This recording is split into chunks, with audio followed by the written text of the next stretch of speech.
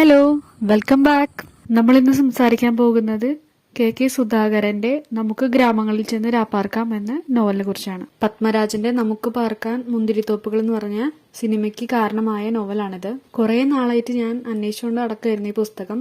അങ്ങനെ അപ്രതീക്ഷിതമായിട്ട് ലൈബ്രറിയിൽ നിന്ന് കിട്ടി, കയ്യിൽ അങ്ങനെ വന്ന് പെട്ടു. ചെറിയൊരു നോവലാണ് കേട്ടോ ഇത്, വളരെ കുറച്ച് പേജുകൾ തന്നെയുള്ളൂ ഇതില്. സിനിമ കണ്ടതിന് ശേഷം നോവൽ വായിക്കുമ്പോൾ ഇതിൽ ഓരോ ക്യാരക്ടറെയും നമുക്ക് സിനിമയിലത്തെ ആൾക്കാരെ വെച്ച് ഇമാജിൻ ചെയ്തിട്ട് വായിക്കാൻ പറ്റും കേട്ടോ. ആന്റണി എന്ന കഥാപാത്രത്തിന്റെ കാഴ്ചയിലൂടെയാണ് നോവൽ മുന്നോട്ട് പോകുന്നത്. കെ സുധാകരന്റെ എഴുത്തില് ഒരു മിതത്വം കാണാം. ഈ നോവലുടനീളം അതുണ്ട്. കയ്യൊതുക്കത്തോട് കൂടിയിട്ട് ആളത് ഭംഗിയിൽ എഴുതിയിട്ടുണ്ട്. ആന്റണി എന്ന കഥാപാത്രത്തിന്റെ കാഴ്ചയിലൂടെയാണ് നോവൽ മുന്നോട്ട് പോകുന്നത്. ആന്റണി കോളേജിൽ ചേർന്ന് പഠിക്കാനായിട്ട് അമ്മായിയുടെ വീട്ടിലേക്ക് എത്തുന്നതോടുകൂടിയാണ് കഥ തുടങ്ങുന്നത്. റോസ് കോട്ടേജ് എന്നാണ് ആ വീടിന്റെ പേര്. റോസ് കോട്ടേജില് റീത്തമ്മായും അകന്ന ബന്ധത്തിലുള്ള മേരിയും പിന്നെ വല്ലപ്പോഴും വന്നു പോകുന്ന മകൻ ജോണിയാണ് ഉള്ളത്. ജോണി ഒരു ഓയിൽ കമ്പനിയുടെ ലോറി ഡ്രൈവർ ആയിട്ടാണ് ജോലി ചെയ്യുന്നത്. റോസ് കോട്ടേജിൽ ചെയ്തു കോളേജിലെ ദിവസങ്ങളായി അങ്ങനെ കടന്നു പോകുന്ന ഇടയിലാണ് തൊട്ടപ്പുറത്ത് വീട്ടില് പെരിവിങ്കിൾ എന്ന് പറഞ്ഞ വീട്ടില് പുതിയ താമസക്കാരെത്തുന്നത്. പോൾ പൗലോക്കാരനും ഭാര്യ റോസിയും മക്കളായ സോഫിയും എലിസബത്തുമായിരുന്നു അത്. വളരെ പെട്ടെന്ന് തന്നെ പോൾ പൗലോക്കാരന്റെ ഫാമിലി റോസ് കോട്ടേജിലുള്ളവരുടെ ശ്രദ്ധാകേന്ദ്രമായിട്ട് മാറുന്നു. പെരിവിങ്കിളിലെ താമസക്കാര് റോസ് കോട്ടേജിലുള്ളവരായിട്ട് അത്ര അടുപ്പമൊന്നും കാണിക്കുന്നില്ല. അപ്പൊ അവരുടെ ലൈഫിനെ കുറിച്ച് ഇവർക്ക് കാര്യമായ ധാരണയൊന്നും കിട്ടുന്നില്ല.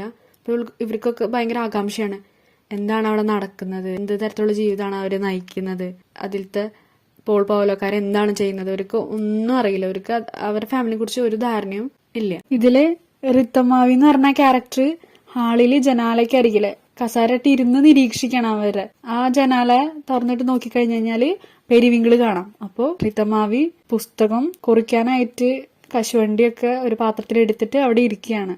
പെരിവിങ്കിള് ആരൊക്കെ വരുന്നത്, എന്താണ് അവിടെ നടക്കുന്നതൊക്കെ അറിയാൻ വേണ്ടിട്ട്. ഒരു തവണ മേരിയും റീത്തമ്മാവിയും കൂടിയിട്ട് ആന്റണിയെ സോഫിയുടെ അമ്മയുടെ പിന്നാലെ നിരീക്ഷണത്തിന് വേണ്ടി അയക്കുന്നുണ്ട്. എന്നിട്ടും അവർക്ക് പൗലോക്കാരൻ ഫാമിലിനെ കുറിച്ച് കൃത്യമായിട്ട് ഒരു നിഗമനത്തിൽ എത്താൻ കഴിയുന്നില്ല. അങ്ങനെ ജോണി റോസ് കോട്ടേജിലേക്ക് എത്തുന്നു.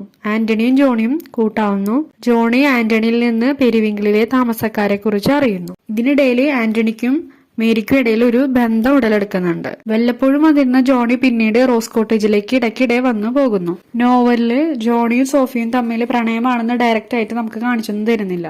ഒന്ന് സംസാരിക്കുന്നതായിട്ടോ പരസ്പരം നോക്കി നിൽക്കുന്നതായിട്ടോ ഒന്നും അങ്ങനെയൊന്നും ഇല്ല. പക്ഷെ പല സന്ദർഭങ്ങളിലായി സംശയിക്കാവുന്ന ചെറിയ സൂചനകൾ ഇങ്ങനെ ഇട്ടു തരുന്നുണ്ടെന്ന് മാത്രം. തന്റെ അമ്മയ്ക്ക് പെരിവിങ്കിളിലെ താമസക്കാരെ കുറിച്ച് വലിയ മതിപ്പില്ലെന്ന് ഒരു സന്ദർഭത്തിൽ ജോണി മനസ്സിലാക്കുന്നുണ്ട്. നോവലിന്റെ അവസാനം ജോണി ലോറിയിലേക്ക് സോഫിയെ കൈപിടിച്ച് കയറ്റിക്കൊണ്ടു പോകുന്നു. ആന്റണിയും മേരിയും ഇത് കാണുന്നുണ്ട്. വെള്ളക്കുപ്പായം ധരിച്ച ഒരു മാലാഖയെ ജോണിച്ചായം കൈപിടിച്ച് കയറ്റുന്നു എന്നാണ് എഴുതിയിട്ടുള്ളത്. അത് സോഫിയാണെന്ന് നമുക്കും ആന്റണിക്കും മനസ്സിലാവുന്നത് അവളുടെ കയ്യിലെ ചുവന്ന കല്ല് വെച്ച മോതിരം കാണുമ്പോഴാണ്. സിനിമ കണ്ടിട്ടുള്ളവർക്കറിയാം, ഇതുപോലെ തന്നെയാണ് നമുക്ക് പാർക്കാം മുന്തിരിത്തൊപ്പുകളിലെ ക്ലൈമാക്സും. മോഹൻലാല് ശാരിയെ പൊക്കിയെടുത്ത് ലോറിയുടെ ക്യാബിനിലേക്ക് കയറ്റുന്നത്. പിന്നെ ഈ നോവലിന്റെ അനുബന്ധമായി പത്മരാജന്റെ മുന്തിരിത്തോപ്പുകൾ എന്ന എഴുത്തുകാരന്റെ ഒരു ലേഖനവും ചേർത്തിട്ടുണ്ട്. അപ്പോ അത്രയ്ക്കേ ഉള്ളൂ.